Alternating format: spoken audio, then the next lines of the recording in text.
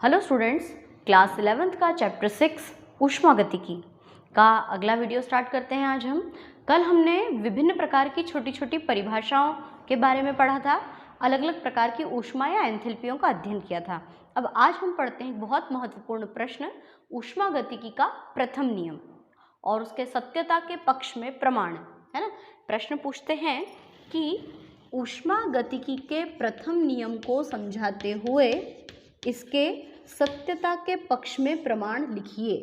ऊष्मागतिकी का प्रथम नियम, है ना। ऊष्मागतिकी के 3 नियम हैं, जिसमें से हमको प्रथम नियम का गणितीय व्यंजक भी पढ़ना है और इसके सत्यता के पक्ष में प्रमाण भी देने हैं। तो ये जो नियम था, ये नियम किसने दिया था? सन 1940 में मेयर, है ना, और मेयर के अलावा एक और साइंटिस्ट थे जिनका नाम था हेल्महोल्ट्ज। मेयर तथा हेल्महोल्ट्ज नामक वैज्ञानिक ने ये नियम प्रतिपादित किया था। इन्होंने ये बताया था कि ऊर्जा को ना तो नष्ट किया जा सकता है, ना ही ऊर्जा को उत्पन्न किया जा सकता है, केवल उसका एक रूप से दूसरे रूप में रूपांतरण अवश्य किया जाता है ना।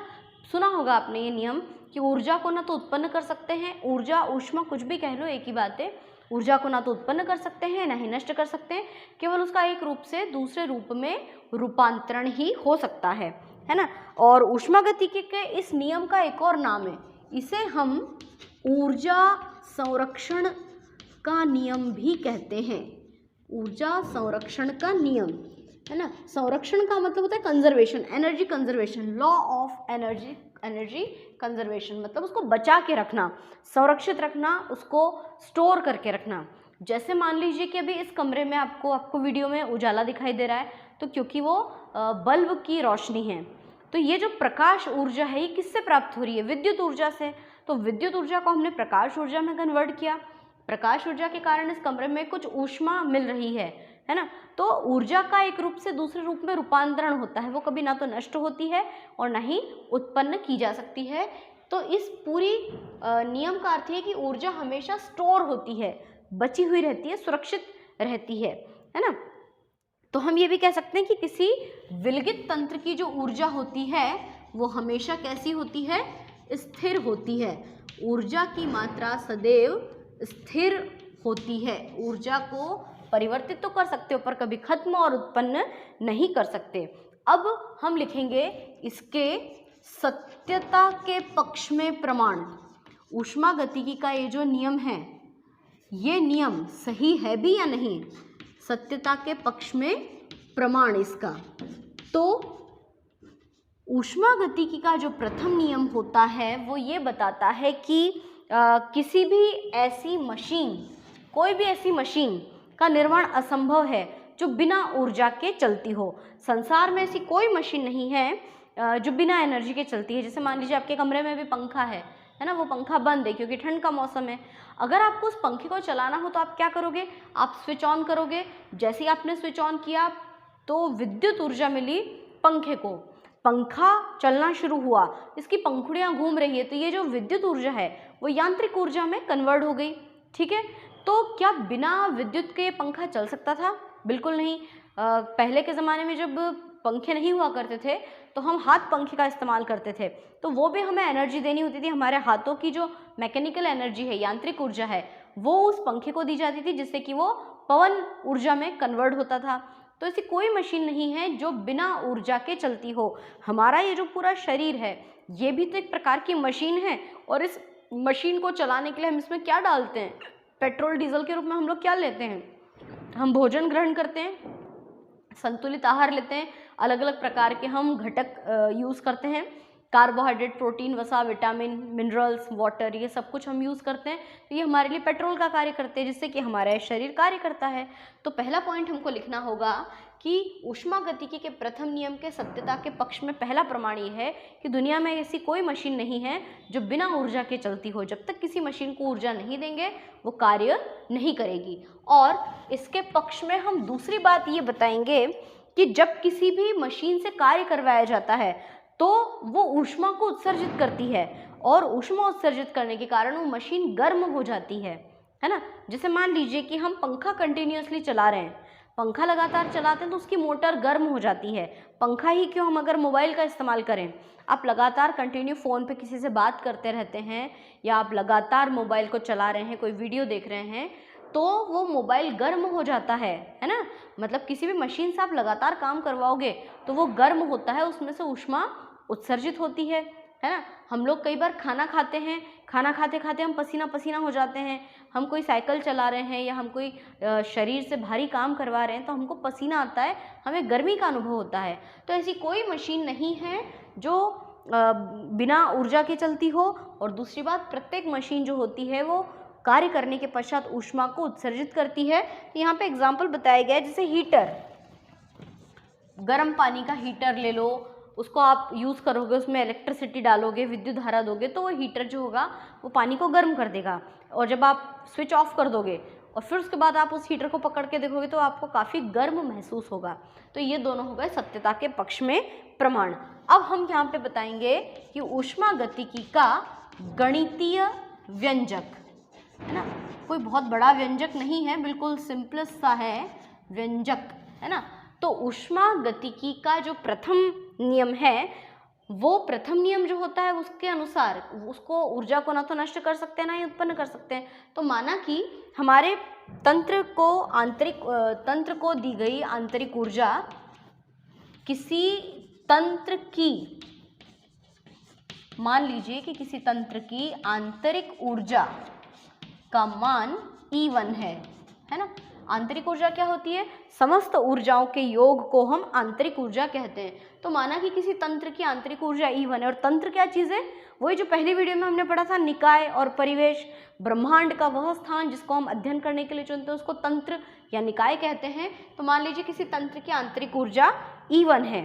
अब यदि हम उसको Q ऊष्मा दे दें, है ना, Q ऊष्मा देने पर उसकी आंतरिक ऊर्जा जो है वो बढ़कर E2 हो जाएगी। किसी तंत्र की आंतरिक ऊर्जा E1 है, अब हमने उसको Q ऊष्मा दे दी तो उसकी आंतरिक ऊर्जा बढ़कर E2 हो जाएगी, और उसकी आंतरिक ऊर्जा बढ़कर E1 प्लस Q हो जाएगी। और अब उस तंत्र पर यदि हम कार्य कर दें, W कार्य किया जाए तब उसकी आंतरिक ऊर्जा बढ़कर E2 हो जाती है ना। अब इस बात को हम एक समीकरण के रूप में लिखते हैं कि मान लीजिए किसी तंत्र की आंतरिक ऊर्जा E1 है, उस तंत्र को हमने Q ऊष्मा दे दी, तो Q ऊष्मा देने पर उसकी आंतरिक ऊर्जा बढ़कर क्या हो गई? E1 plus Q।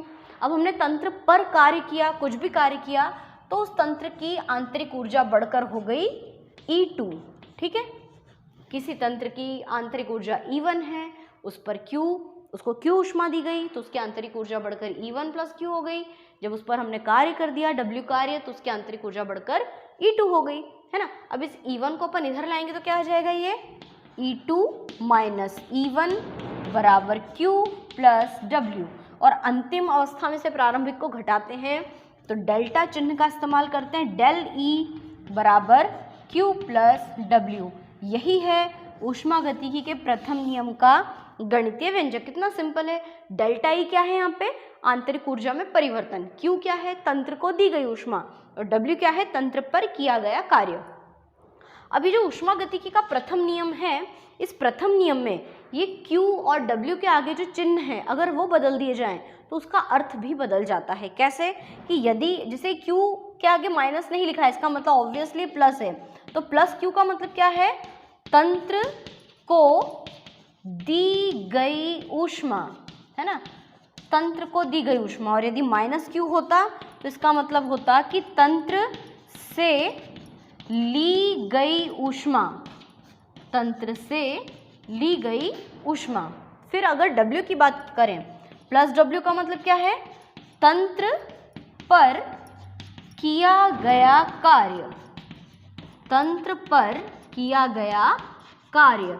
और यदि माइनस W होता तो हम कहते तंत्र से लिया गया कार्य, तंत्र से लिया गया कार्य। या तंत्र से करवाया गया कार्य। तो शब्द बदलने, चिन्ह बदलने पर उनका अर्थ भी बदल जाता है। यहाँ तक कोई प्रॉब्लम नहीं होगी हमको। अब यदि किसी तंत्र की अवस्था में परिवर्तन होने पर ऊर्जा में कोई परिवर्तन ना हो, मतलब ये मान लीजिए कि तंत्र की जो अवस्था है अगर उसमें परिवर्तन कर दिया जाए तो उसकी आंतरिक ऊर्जा में भी, मतलब तंत्र पर की अवस्था में कोई परिवर्तन नहीं हो रहा है तो उसकी आंतरिक ऊर्जा में भी कोई परिवर्तन नहीं होगा। तो यदि डेल्टा ई बराबर 0 हो तो समीकरण 1 में डेल्टा ई बराबर 0 रख देंगे तो क्या हो जाएगा, 0 बराबर Q प्लस W। और मान लो प्लस W को इधर ले आए अपन, है ना, प्लस के W को इधर ले आए तो क्या हो जाएगा, माइनस W बराबर Q। और माइनस W बराबर Q शब्द का मतलब क्या हुआ कि तंत्र को दी गई ऊष्मा तंत्र से लिए गए कार्य के बराबर होती है, या तंत्र से लिया गया कार्य तंत्र को दी गई ऊष्मा के बराबर होता है। हम इस बात को ऐसे भी तो लिख सकते हैं, है ना, Q प्लस में तो इधर प्लस में कर दो, इसको ऐसे कर दो। तो ये भी यहाँ तक हमको गणितीय व्यंजक को हल करना है कि तंत्र को दी गई ऊष्मा तंत्र से लिए गए कार्य के बराबर होती है। ठीक है, ये छोटा सा एक समीकरण था, छोटा सा प्रश्न था, परंतु काफ़ी महत्वपूर्ण है। 3 पॉइंट्स में लिखना है। ऊष्मागतिकी का पूरा नियम हमको डिटेल में समझाना है कि ऊष्मा को ना तो उत्पन्न कर सकते हैं न नष्ट कर सकते हैं, केवल उसका रूपांतरण किया जाता है। फिर सत्यता के पक्ष में 2 प्रमाण बताने कि ऐसी कोई मशीन नहीं बनी आज तक जो बिना ऊर्जा के चलती हो, और प्रत्येक मशीन जब कार्य करती है तो वो गर्म हो जाती है ना। फिर तीसरी बात गणितीय व्यंजक, तो कितना छोटा सा गणितीय व्यंजक है इसमें। अगला प्रश्न हम देखते हैं, ऊष्माधारिता किसे कहते हैं। छोटी सी परिभाषा, ऊष्माधारिता, धारिता का मतलब क्या होता है, ऊष्मा को ग्रहण करना, धारण करना। किसी निकाय का ताप 1 डिग्री सेंटीग्रेड बढ़ाने के लिए आवश्यक ऊष्मा की मात्रा को ऊष्माधारिता कहते हैं। सिंपल सी डेफिनेशन है, किसी तंत्र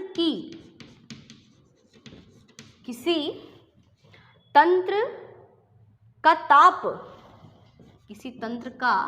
ताप 1 डिग्री सेंटीग्रेड बढ़ाने के लिए, किसी तंत्र का ताप 1 डिग्री सेंटीग्रेड बढ़ाने के लिए आवश्यक ऊष्मा की मात्रा, आवश्यक ऊष्मा की मात्रा को ऊष्माधारिता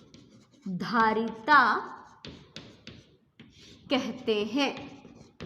ठीक है, और इस ऊष्माधारिता को हम C अक्षर से प्रदर्शित करते हैं, C से इसको शो करते हैं। और इस ऊष्माधारिता का मतलब किसी तंत्र का ताप 1 डिग्री सेंटीग्रेड बढ़ाने के लिए उसको जितनी ऊष्मा की मात्रा आवश्यक होती है उसे हम ऊष्माधारिता कहते हैं। और इसका जो SI मात्रक होता है, SI पद्धति में इसका जो मात्रक है वो बताया गया है जूल प्रति केल्विन, है ना, जूल बटे केल्विन। लेकिन इसका CGS पद्धति में मात्रक, CGS पद्धति में इसका मात्रक होता है kilo calorie inverse mole inverse, है ना। तो ये ऑब्जेक्टिव में आता है अधिकतर कि ऊष्माधारिता किसे कहते हैं, डेफिनेशन, SI मात्रक, CGS पद्धति का मात्रक, और इसका सूत्र होता है ऊष्माधारिता बराबर, इसका सूत्र है अवशोषित ऊष्मा बटे ताप में वृद्धि, अवशोषित ऊष्मा बटे ताप में वृद्धि, है ना। अब देखो इसको ऊष्माधारिता को C से शो करते हैं, अवशोषित ऊष्मा को Q से, और ताप में वृद्धि मतलब ताप में परिवर्तन हुआ तो डेल्टा T से इसको प्रदर्शित करते हैं। ये है ऊष्माधारिता की छोटी सी परिभाषा, उसका पूरा आंसर कंप्लीट। ठीक है, अब हम अगला प्रश्न पढ़ते हैं जो बहुत ही काम का है। एंट्रोपी क्या है, ऐसा छोटा सा ही प्रश्न है ये। एंट्रोपी, आपको ध्यान हो तो हमने गिब्स हेल्महोल्ट्ज समीकरण में पढ़ा था एंट्रोपी। एंट्रोपी का मतलब होता है कि एंट्रोपी ऊष्मागतिकी का एक महत्वपूर्ण गुण है ना। इसे सबसे पहले 1950 में क्लॉसियस लिखा है वैसे, क्लॉसियस ने बताया था। ऊष्मागतिकी का एक बहुत महत्वपूर्ण गुण एंट्रोपी होता है जिसे क्लॉसियस ने बताया था। और एंट्रोपी की अगर एक शब्द में परिभाषा दी जाए ना, एक सेंटेंस में, तो एंट्रोपी अव्यवस्था की माप होती है।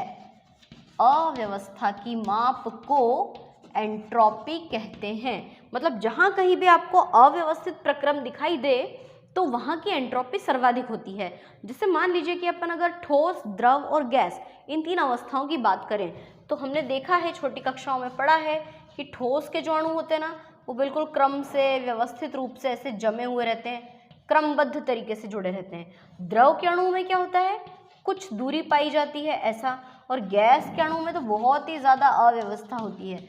तो सबसे ज़्यादा अव्यवस्थित चित्र कौन सा दिख रहा है, गैस का।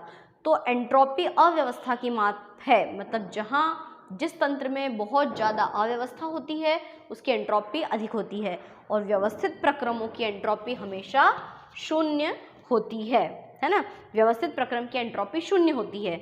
एंट्रोपी को एस अक्षर से प्रदर्शित करते हैं। और यदि कोई आपसे कहते हैं एंट्रोपी में परिवर्तन को, तो एंट्रोपी में परिवर्तन के लिए डेल्टा एस शब्द का प्रयोग किया जाता है ना। एंट्रोपी की भौतिक सार्थकता अव्यवस्था से संबंधित होती है। इसके लिए एक सूत्र है कि डेल्टा एस बराबर क्यू बटे टी।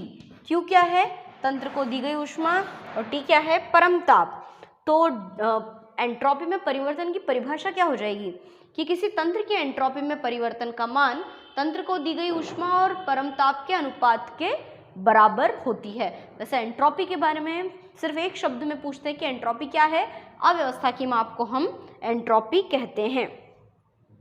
यदि कोई प्रक्रम व्यवस्थित है तो उसकी एंट्रोपी शून्य होती है, और अगर कोई प्रक्रम बहुत ज़्यादा अव्यवस्थित है तो उसकी एंट्रोपी बहुत ही उच्च होती है। इसकी इकाई भी बताई गई है। इसकी इकाई होती है joule kelvin inverse mole inverse. Joule kelvin inverse mole inverse, ये इसकी इकाई है। तो ये दो छोटे छोटे प्रश्न, ऊष्माधारिता और एंट्रोपी, है ना, इनको अपने को अच्छी तरह से तैयार करना है। अब हम पढ़ते हैं एक बहुत ही बढ़िया प्रश्न। जैसे हमने ऊष्मागतिकी का प्रथम नियम पढ़ा, ऐसा ही एक और नियम है हेस का ऊष्मा संकलन का नियम, और ये प्रश्न बहुत बार पूछा गया है एग्जाम में।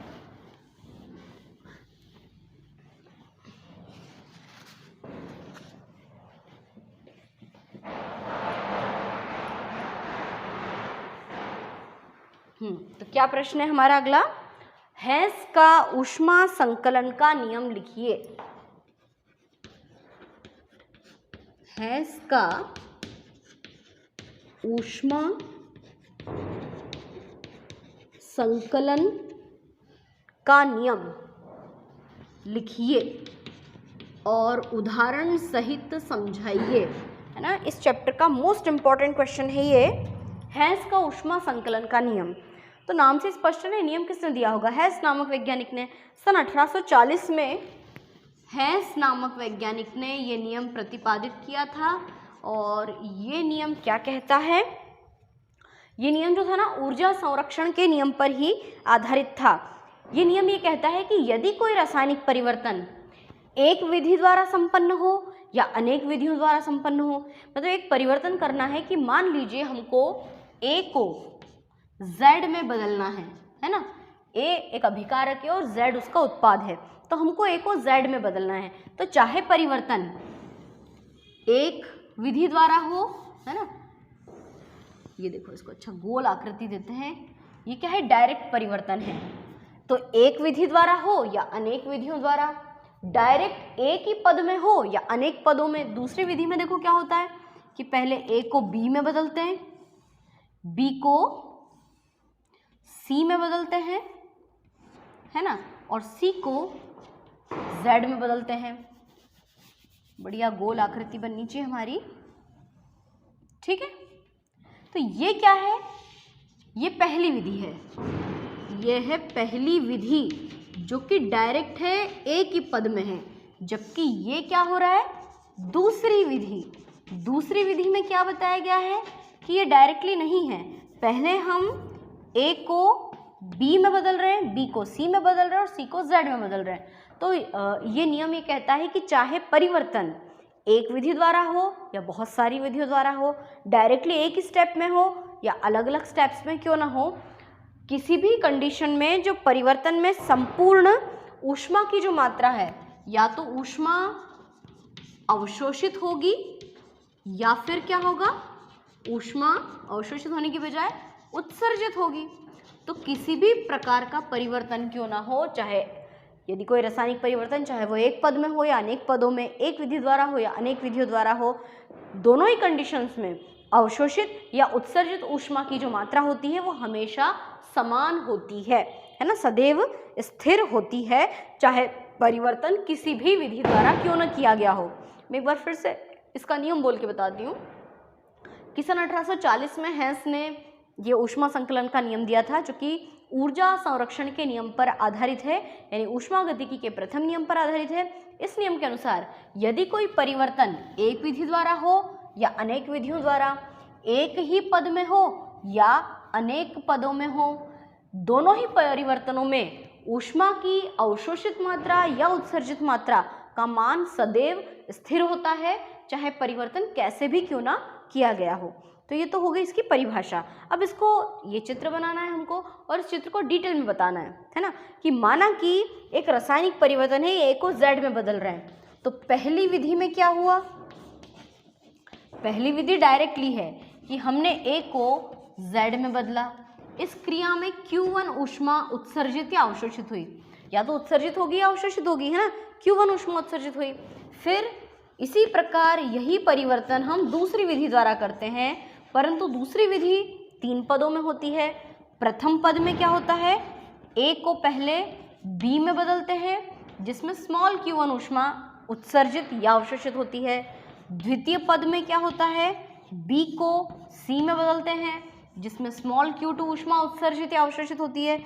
और तीसरे पद में C को Z में बदलते हैं, जिसमें Q3 ऊष्मा उत्पन्न या उत्सर्जित होती है। और इन तीनों ऊष्माओं का जो योग होता है Q1 plus Q2 plus Q3 is equal to होता है कैपिटल Q2।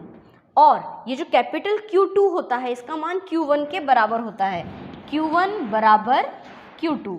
यानी चाहे परिवर्तन कैसे भी किया गया हो, है ना। अब यहाँ पे अपन लिख सकते हैं कि ये Q1 है और ये Q1, ये Q2, ये Q3, और Q1 plus Q2 plus Q3 is equal to capital Q2 और Q1 बराबर Q2। तो आपको ये पूरा चित्र भी बनाना है, ये सारे स्टेप्स भी लिखने हैं, और उसमें ये बताना है कि चाहे परिवर्तन एक विधि द्वारा हो या अनेक विधियों द्वारा, डायरेक्टली एक ही पद में हो या अनेक पदों में क्यों ना हो, इस पूरी प्रक्रिया में या तो ऊष्मा उत्सर्जित होगी या अवशोषित होगी। तो उत्सर्जित या अवशोषित ऊष्मा की जो मात्रा होती है वो हमेशा स्थिर होती है, चाहे परिवर्तन किसी भी विधि द्वारा क्यों ना किया हो। मतलब कि जो कैपिटल Q1 है और जो कैपिटल Q2 है, दोनों में ऊष्मा की मात्रा समान ही लगती है। अब इस बात को तब तक हम हजम नहीं कर पाएंगे जब तक इसका ओरिजिनल एग्जाम्पल ना बता दिया जाए। तो चलो इसका उदाहरण भी देख लेते हैं अपन इसका एग्जाम्पल लेते हैं कार्बन डाइऑक्साइड गैस का बनना, है ना। हम जानते हैं कि कार्बन और ऑक्सीजन मिलकर क्या बना सकते हैं, कार्बन डाइऑक्साइड। तो जैसे हमने लिखा ना, पहली विधि डायरेक्टली और दूसरी विधि 2-3 स्टेप्स वाली होगी और इनके वैल्यूज बिल्कुल सेम होंगे। तो हम एग्जाम्पल ले रहे हैं कार्बन और ऑक्सीजन से कार्बन डाइऑक्साइड गैस कैसे बनती है ना। तो सबसे पहले हम लिखते हैं पहली विधि। पहली विधि में क्या करना है हमको, C plus O2 is equal to CO2। इसमें जो एंथैल्पी में परिवर्तन हुआ, जो डेल्टा H में परिवर्तन हुआ है, वो बताया -94.3 किलो जूल इनवर्स। कल अपन ने पढ़ा था ना इसके बारे में। अब दूसरी विधि में क्या होगा, दूसरी विधि में पहला स्टेप कि कार्बन की क्रिया एक ऑक्सीजन के अणु से कराएंगे। तो अणु के लिए यहाँ पे हाफ लगा दो, तो 2 से 2 कट गया, क्या बना, CO। इसमें जो डेल्टा H में परिवर्तन हुआ उसका मान बताया गया है, इसमें एंथैल्पी में परिवर्तन का मान है -26 किलो जूल इनवर्स, है ना। ये पहली विधि थी। अब दूसरे स्टेप में क्या करा कि कार्बन मोनोऑक्साइड की क्रिया एक बार फिर से हाफ ऑक्सीजन एटम से करा दिया, मतलब कि परमाणु आ जाएगा। तो C plus O is equal to C plus O plus O, तो CO2। इसमें जो एंथैल्पी में परिवर्तन हुआ है वो बताया है -68 किलो कैलोरी या 68 किलो जूल इनवर्स, है ना। अब क्या होगा, ये जो पहली विधि है इसमें Q1 का मान कितना है, माइनस 94.3 किलो जूल इनवर्स, है ना। स्मॉल Q1 कितना है, 26 किलो जूल इनवर्स, और Q2 कितना है, माइनस 68 किलो जूल इनवर्स। आप माइनस माइनस प्लस पे मत चले जाना, यहाँ पे माइनस का मतलब है ऊष्मा का अवशोषण होना।